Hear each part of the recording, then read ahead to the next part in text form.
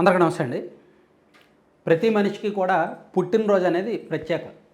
So మనకి రకరకాల పండుగలు సంక్రాంతి, దసరా, వినాయక చవితి ఇవన్నీ అందరూ చేసుకునే పండుగలు. కానీ పుట్టినరోజు అనేది ఏ వ్యక్తికి ఆ వ్యక్తికి సంబంధించిన పండుగ. సో ఆ రోజు కుటుంబ సభ్యులతో కావచ్చు, సన్నిహితులతో కావచ్చు కాస్త హ్యాపీగా ఉండాలని చూస్తారు. సో అటువంటి పుట్టినరోజునే టార్గెట్గా చేసుకొని వైఎస్ఆర్ కాంగ్రెస్ పార్టీ అధికారంలో ఉన్నప్పుడు రఘురామకృష్ణరాజు గారిని అరెస్టు చేసి ఆ రోజు రాత్రి అతన్ని కస్టోడియల్ టార్చర్ చేశారు, చిత్రహింసలకు గురి చేశారు. సో అతని జీవితకాలం మొత్తం మీద దాన్ని తలుచుకొని బాధపడేలాగా చేసింది వైసీపీ అధికారంలో ఉన్నప్పుడు చేశారనమాట. ఆ రోజే రఘురామకృష్ణరాజు గారు ఫిక్స్ అయ్యారు, వైఎస్ఆర్ కాంగ్రెస్ పార్టీని ఖచ్చితంగా ఓడించి తీరాలి అని. సో అప్పటి వరకు వైసీపీకి రఘురామకృష్ణరాజు గారికి ఉన్న శత్రుత్వం రాజకీయం మాత్రమే, రాజకీయ శత్రుత్వం, విధానపరమైన శత్రుత్వం మాత్రమే. కానీ ఆ తర్వాత వీళ్ళు ఇంతగా తెగించారు, సొంత పార్టీ ఎంపీని కూడా చూడకుండా ఇంత దారుణంగా చిత్రహింసలకు గురి చేశారు. పైగా వీడియో కాల్ చేసి పైన వాళ్ళు చూశారు, సో చంపేయాలని చూశారు. కాబట్టి ఇంకా ఈ పార్టీతో సంబంధం లేదు, ఈ పార్టీ అనేది రాజకీయంగా బతికుండకూడదు, అధికారంలో అసలే ఉండకూడదని రఘురామకృష్ణరాజు గారు ఫిక్స్ అయ్యి ఆ తర్వాత తన విమర్శల్లో దూకుడు పెంచారు.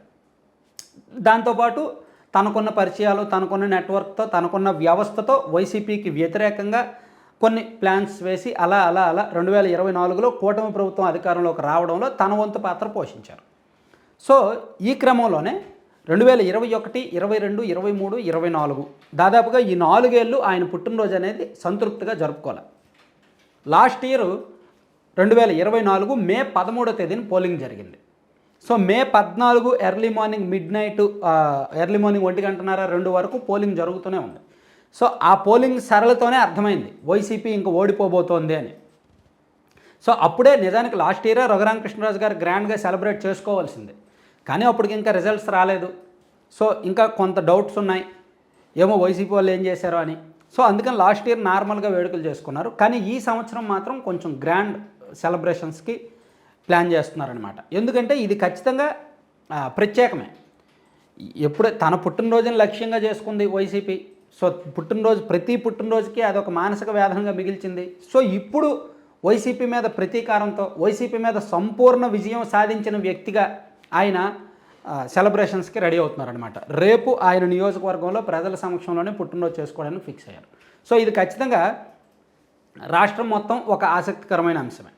వైఎస్ఆర్ కాంగ్రెస్ పార్టీ అధికార విధానాలు ఏ విధంగా కొనసాగాయి, సొంత వాళ్ళని చూడకుండా ఎవరు విమర్శించినా, ఆ పార్టీని, ఆ ప్రభుత్వాన్ని ఎవరు విమర్శించినా సరే అత్యంత కర్కశంగా ఏ విధంగా వ్యవహరించారు, చట్ట వ్యతిరేకంగా ఏ విధంగా వ్యవహరించారు అనడానికి రఘురామకృష్ణరాజు గారి ఉదంతమే మనకు ఉదాహరణ. సో ఆ ప్రభుత్వం దిగిపోయి ఇప్పుడు అంటే వైసీపీ గద్దె దిగిపోయి దాదాపుగా 11 నెలలు అవుతుంది. ఈ 11 నెలల్లో ఆ పార్టీ ఏమైనా రాజకీయంగా నేర్చుకుంది అంటే ఏమీ లేదు. రాజకీయంగా ఏమైనా సాధారణంగా ఒక పార్టీ ఓడిపోయిన తర్వాత పాఠాలు నేర్చుకుంటారు. అరే ఎందుకు ఓడిపోయి ఏంటని రివ్యూ చేసుకుంటారు. ఓటమి ఎప్పుడు పాఠాలు నేర్పుతుంది అంటారు. కానీ వైసీపీకి ఆ పాఠాలు కూడా నేర్వలేదు.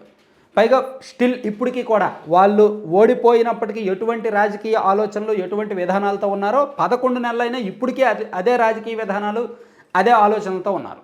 సరే మేము ప్రజా తీర్పును గౌరవిస్తున్నాం, మేము చేసిన తప్పుల్ని మేము రియలైజ్ అవుతున్నాం, మేము తెలుసుకుంటున్నాం. సో రఘురామకృష్ణరాజు గారు అరెస్ట్ తప్పు, అతన్ని కస్టోడియల్ టార్చర్ చేసి ఉండకూడదు, సామాన్య ప్రజలను అలాగే ప్రతిపక్ష పార్టీ కార్యకర్తలను సోషల్ మీడియా వాళ్ళని అరెస్ట్ చేయడం తప్పు, వాళ్ళని హింసించడం తప్పు, దాని నుంచి మేము రియలైజ్ అయ్యాం, రాజధాని వికేంద్రీకరణ తప్పు, డాక్టర్ సుధాకర్ కేసులో మా తప్పు ఉంది. ఇలా కొన్ని కేసుల్లో తప్పులు తెలుసుకొని రివ్యూ చేసి రియలైజ్ అయ్యి ప్రజలకు అవసరమైతే క్షమాపణ చెప్పడంలో తప్పు లేదు. కానీ అటువంటివేవి వైసీపీ ఆలోచనలో దరిదాపులకు కూడా రావట్లేదు అనమాట. సో దీంతో రఘురామకృష్ణరాజు గారిలో కావచ్చు, ఈవెన్ కూటమిలో కావచ్చు ఒక కాన్ఫిడెన్స్ ఉంది. సర్లే వాళ్ళు ఇంకా రియలైజ్ అవ్వట్లేదు, ఆ పార్టీ ఇంకా రియలైజ్ అవ్వదు, సో నో ప్రాబ్లం, శాశ్వతంగా వాళ్ళు అక్కడే ఉంటారు, మనం ఇక్కడే ఉంటాం అనే కాన్ఫిడెన్స్ ఉంది. సరే అదంతా పక్కన పెడితే ఓవరాల్గా రఘురామకృష్ణరాజు గారికి మాత్రం ఈ పుట్టినరోజు పర్సనల్గా ఒక ప్రత్యేకమే. ఆయన శపథం పూనుకోవడం, ఒక ప్రతిజ్ఞ చేయడం, ఓపెన్గా ఒక శపథం చేయడం, దాన్ని నెరవేర్చడం. సో ఒక రకంగా ఆయనకే కాకుండా రాష్ట్రం మొత్తానికి, తన క్యాడర్కి ప్లస్ తను ఉన్న పార్టీకి, కూటమికి కూడా రేపు ఖచ్చితంగా ఒక స్పెషల్ డే అన్నమాట.